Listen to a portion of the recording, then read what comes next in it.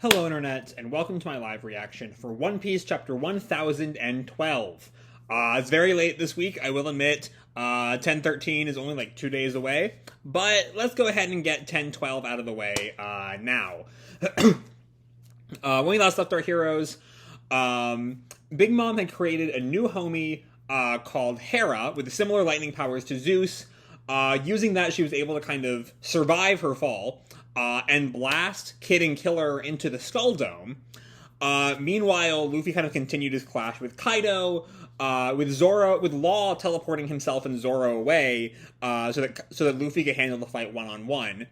Back in the Skull Dome, Kid and Killer went to go find Big Mom, who had also made it back into the Skull Dome, where they found Basil Hawkins, leading to a Killer Hawkins fight, while Kid went to go track Big Mom alone. And then we had Tama, along with Usopp and Nami, still being chased by Page 1, and they found Big Mom, and Big Mom revealed to still have her memories of her time with amnesia at the start of Wano, 100 years ago. And so, after learning that Kaido had kind of killed the people who had helped her when she was an amnesiac, she either in the moment or like long-term turns on Kaido and takes out Page 1. Ulti watches, she's not particularly happy. But yeah, let's see how all that sort of plays out in Chapter 1012, Itch. I'm sorry if you can hear my dog, she's been going crazy for about an hour and a half now.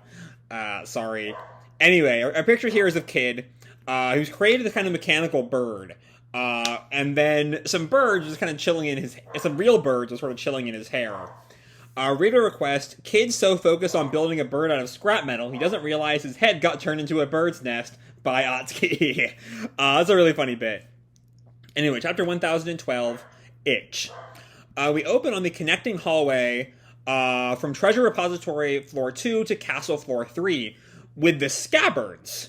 Who we've not seen for several chapters now. I think they were headed towards Momonosuke and Shinobu and Yamato last we heard of them, right? Anyway, Izo turns to Kiku. Kiku, does your arm pain you? And Kiku looks at him, and Kiku lost her whole like left arm, right? Am I remembering that properly? But Kiku just laughs at him. Why would you ask a samurai that question? It's merely an itch until my very life is expended. No worse than the itch this one felt in the heart, on the day you left for good. And we flash back to her crying as Izo went to go join the Whitebeards, as I recall.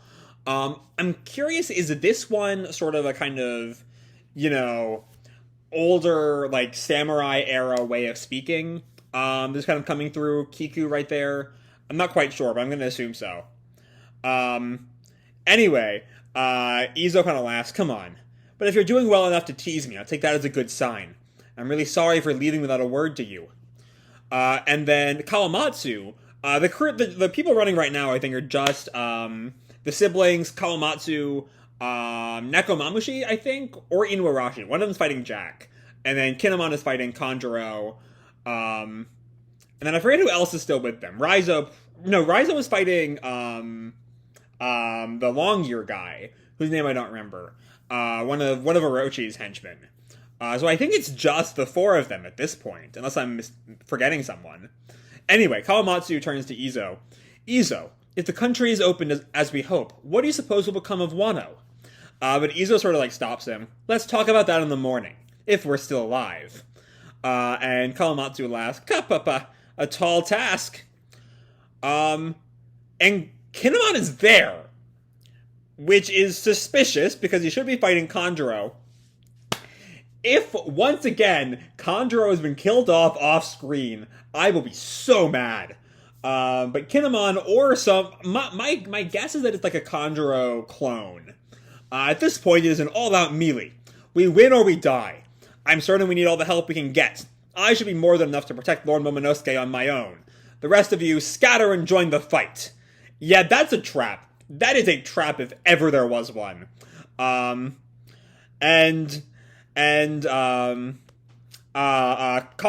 seemingly falls for it, though. Alright. And And Kiku says, Master Kin. And Kinemon looks back at her. Let this one vanquish Kanjuro. For good this time.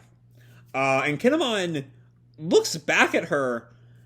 Did I kind of imagine Kinemon fighting Kanjuro? Because I could have sworn that's where we left off last time. That's the last we saw of him. I don't want to like scroll through a prior chapter hunting for it, but I really do think that last time ended up with Kanjuro versus Kinemon. Or maybe I like read that as like a theory as to what the final fights of Wano was going to be, and it was just so obvious that I just like assumed it would be canon. Anyway, I'm going to assume that I just imagine the Kanjuro Kinemon fight already starting, and work with that assumption.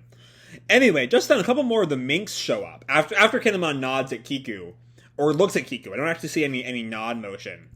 I'm going really in detail with this. We're 6 minutes into the video. I'm on page like 3, so sorry about that. Anyway, I think it's a shorter chapter this week from the look of the page count. Anyway, a couple of minks run by. Master Nekomamushi. There he is! And Nekomamushi looks at them. Shishilian, Bariete, where are you off to? And Kawamatsu then says, Kinemon, Cat, we will head elsewhere. And then I think that's Izo. Yeah, I'll do the same. And then Kinemon and Kiku sort of run off. Indeed, good luck, Kiku, with me. And Kiku calls, right behind you. Okay, so yeah, a lot going on all of a sudden there as the Scabbards sort of split off.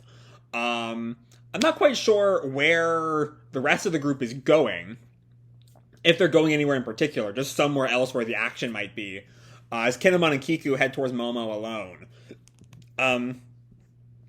Anyway, after a quick time jump, I guess Shishilian and Bariete have told Nekomamushi about what happened to Pedro, way back on Whole Cake. What's that? Pedro's dead! Yes, it happened in Big Mom's territory.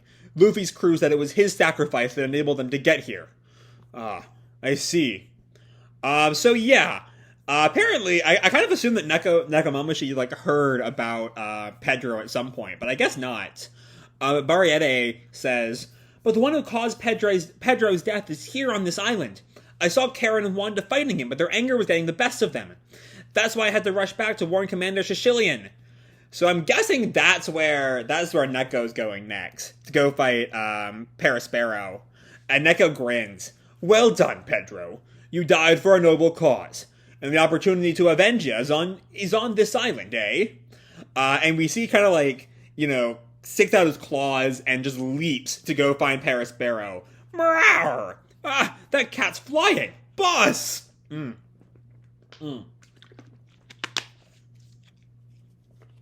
Don't know why, but this chapter is killing my voice.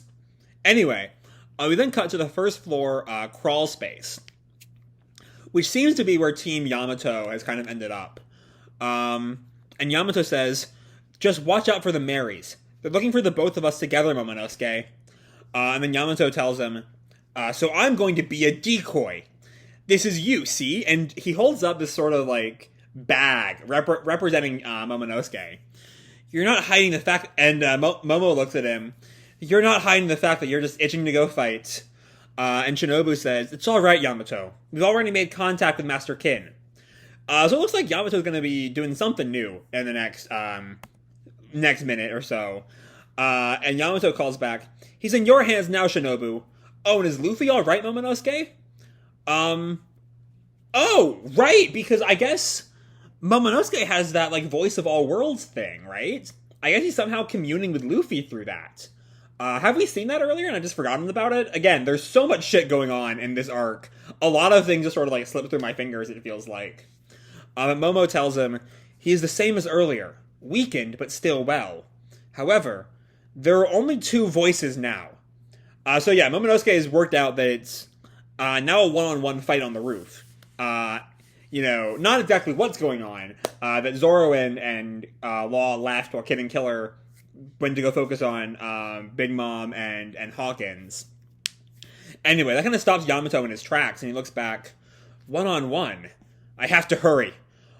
And then we cut to Momo, who, after Yamato leaves, sort of sitting in the crawl space with Shinobu. All my father's adventures. I'd heard so many stories, but now... And he flips through the travel log that Yamato had, I think. Shinobu also kind of like peeks at it. And as Yamato reads, we cut to the second floor, where Sanji is. That's Blackleg Sanji. Take him out. He's worth 330 million berries. Okay. So, last we left Sanji, right? He was sort of running away from Black Maria, leaving that fight to Robin and Brooke. And we see here, Sanji carrying like a bandaged cross. Look what he's carrying. That might be Pirate Hunter Zoro in there. Okay, I'm curious how that happened, if that is Zoro. Because Zoro, last we saw him, was with Law. I feel myself kind of recapping where everyone is fairly often in these videos. I'm kind of curious if that bothers people. Just because there's so much going on, I kind of need the refresher when I'm saying stuff like that. So sorry if that bothers you. Anyway, there might be Pirate Hunter Zoro in there. What? So he's a jackpot carrying a jackpot. And Sanji looks around, one leg already aflame. Hey, watch what you call me. You're making this much worse, Mosshead. And that is Zoro. I guess Law just sort of bandaged him up really fucking weirdly. And then handed him to Sanji. There's a whole scene there we're kind of missing there. But it looks like there's a flashback. A few dozen minutes earlier, and Sanji's still kind of running away from Black Maria, as Law and Zoro pop up right in front of him. Along with Zeus, it looks like. Alright, because Zeus had kind of disappeared with them last time. I will say, though, the fact that it's been a few dozen minutes since last time, sort of, I'm curious how much has happened up on the roof since then. Because, like, in a fight, half an hour is a long time.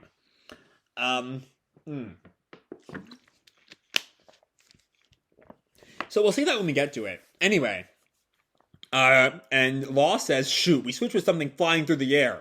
Huh? The three of them all fall. Sanji kind of reacts, watch out! And Sanji catches them as Zeus kind of flies off. Where's Mama? I'm coming to help. And Sanji, who maybe doesn't even know about Zeus redefecting back to Big Mom, because he calls Zeus, what about Nami? And Zeus just runs off, I think kind of embarrassed about his whole double betrayal thing. Hey! And then Sanji sort of complains about having to carry Law and Zoro. Why couldn't it be girls? Where do you two come from anyway? And I love Law just like so casually sitting there. I think being carried by Sanji. I think Sanji's carrying them both kind of like that. But Law's kind of chilling with his legs crossed. That's a whole look right there. Good timing, Blackleg. Take him. And Law sort of turns to leave, kind of abandoning him with, abandoning Sanji with Zoro. Hey, at least explain first. And Law just rats out. He's got 20 or 30 broken bones. Give him splints, keep his head facing up, and make sure he's conscious and breathing. I wasn't asking about him. And Law kind of hears a commotion. What's the commotion over there? Big Mom? Which would put this probably around the time of the end of last chapter. But Sanji shouts, I'm not a doctor, man. I don't have time to fix him up. And we see the kind of how Zoro got in the situation he's in the present day, as Sanji just sort of ties him up in like a T-pose for some reason. Who are you fighting to get this messed up?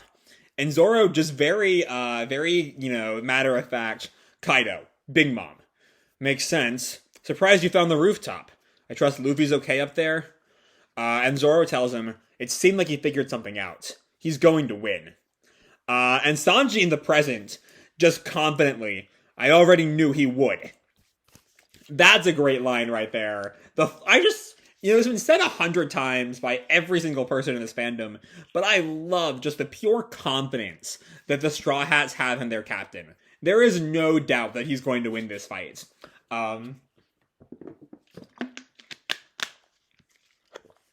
That's just some good shit.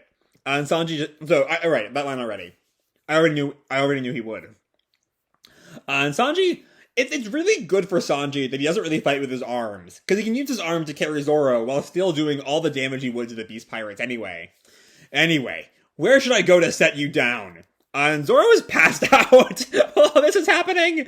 And Kawamatsu and Izo find him. Sanguro. And Sanji looks back. Oh, Kappa. You're alright? I'm glad. And then he says, huh? But I was just going to help Momonosuke. And Kawamatsu tells him, Kinemon is already on his way there. He'll take care of it. And Zoro, like half asleep, if you want to help, go to the performance floor. And then passes out. I think that's still Chopper on the performance floor, right? Which admittedly is the last thing Zoro saw before he went to go to the roof. So he probably still thinks... I mean, Chopper probably is still struggling down there. Though Chopper does have his own kind of private army at this point. Anyway, don't give orders and fall asleep. And then I think that's Kawamatsu just saying, let's go. And Izo's, we're losing valuable manpower left and right. And then we come to the same floor, where Big Mom is still on our side, attacking someone. Was it you? Did you burn down Okobore Town? It's still page 1. She's still just beating the shit out of page 1. And if this is half an hour later, she's been at it for a while. I'm surprised page 1 is still alive. Page 1? And Ulti runs at her. You're going to regret that ever so much. Okay, at this point, I'm starting to assume that we should just kind of ignore that a few dozen minutes earlier thing. Just because it does not make sense. If that scene in the end of last chapter kind of connected in time, it doesn't really make sense that Ulti would be running it at Big Mom for like half an hour. Anyway, here she comes, and Ulti calls, how dare you hurt Pei? Big Mom! And Usopp has like put a strategy together. That's it! We can have Big Mom take out her too! And Nami already like scheming. She's like a goddess all of a sudden. It's her, Olin! She's the one who did the thing that made you sad! Nami doesn't even know what happened! Whatever it was. Has Nami ever even been to Okobore Town? I genuinely don't know. The beginning of this arc was so long ago. I've forgotten a lot of the details of does Nami have the connection to Okobore Town that say Luffy and Tama would and Chopper? Someone please correct me if I'm wrong, but I don't think she would. Anyway, Big Mom just turns on them. Pipe down, Straw Hats. You're next after I'm done with her. Yeah. So that panel right there does a lot to sort of reestablish where Big Mom is right now. Because I was kind of questioning last time, is her loyalty to Okobore gonna kind of override both her alliance with Kaido, obviously, and her hatred of the Straw Hats? Is she gonna work with the Straw Hats at least for now, until she's gotten her revenge on either Kaido or the specific members of the Beast Pirates who burned down Okobore Town? That seems less likely now. Now that, Big Mom is like, as soon as she's done, you're next. And so Nami, in her, typical Nami way, Ulti, get her, girl! I love the little, heart that comes with the literal spin she does. Come on, let's take out Big Mom together! And Ulti snaps, pipe down! After that old hag, you'll be next! Yeah! And so, Nami does the only thing she really should do in that situation. Run away, Komachiyo, as fast as you can get. And Komachiyo barks, but Komachiyo is very clearly running out of steam. Just from the wheeze we see, and just looking at his face, he's kind of running out of energy. And Ulti's, huh? Hey, I told you to! And Big Mom sort of looks at her questioningly. Stay right there! And so Ulti seems to ignore Big Mom for the moment to go after Team Tama. And she sort of bounces across the walls. Huh? Usopp in shock. And Nami, she vanished! Ulti mortar! And she headbutts Komachiyo right in the head. In the side of the head. Throwing the trio off of him. Yeah! Eek! And Komachiyo hits the ground, seemingly defeated, as the rest of the group sort of also hits the ground, kind of tries to come to. Oof, Komachiyo! And Ulti looks over them. I'm ever so tired of playing tag. Stupid lion dog. You've been more slippery than I care to deal with. Did that break a few bones? Then it's time to put you out of your misery. And Ulti just starts kicking Komachiyo. Tama calls, Komachiyo! Ah, stop it! Komachiyo's my friend! And Big Mom reacts to that. Oh, Tama! But no one else quite noticed this yet, as Usopp calls to Nami. Nami, take Tama and run. We gotta go! Tama? And Big Mom is, with that, ever more anti-Kaido, and maybe a little more sympathetic to the Straw Hats, as she kind of realizes that the Straw Hats are allies of Tama. Did I just see you hit my friend, little girl? And Ulti looks up at her. So what? You just smashed my little bruv! And, hold on. What just happened? Okay, wait. So, who is that? Who said you could hit Tama? I think, is that Big Mom? Wait. Oh, no, that was Nami. For a second, I thought that was like Big Mom who like slimmed down to her younger form somehow, and I was really confused. But I looked at the next panel, and I specifically looked at that hairpiece she's got, and that's the same hairpiece Nami has. So yeah, that's Nami. All right, this is the Nami fight we have long since deserved, as she just whacks Ulti with a lightning-powered Clima-Tact. Who said you could hit Tama? Ah! And Usopp reacts, what? Come on, Nami, let's get out of here. No, I don't think I can do that. She hit a child. So there's where Nami really draws the line. I'm going to stay here and crush her. Next chapter hits May 16th. Okay. So I feel like the first thing I want to talk about is a sort of parallel I never really kind of looked at between Nami and Big Mom. Specifically through their use of elemental attacks, specifically the taming of Zeus.